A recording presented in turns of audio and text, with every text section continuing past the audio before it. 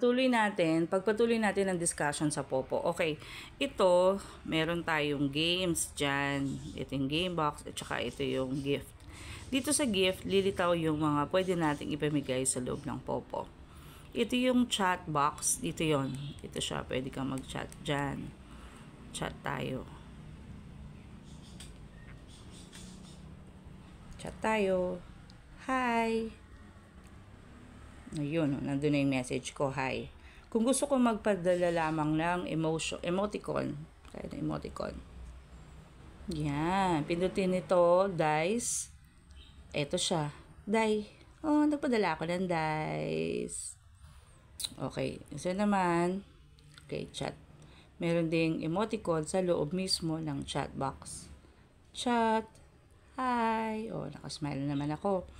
Pwede rin itong emoticon sa labas, lalabas siya dito sa loob ng ating mga puan. Heart. Mwah, mwah. Oh, diba? May message. So, meron pa. Ito. Halimbawa, malungkot ka, wala sumasagot sa'yo. Oh. Ayun, lalabas yung dapat doon. Ayun o, nakita niyo. So, ito yung kagandahan dito. So, meron tayong mga konting mga emotions. Ayan.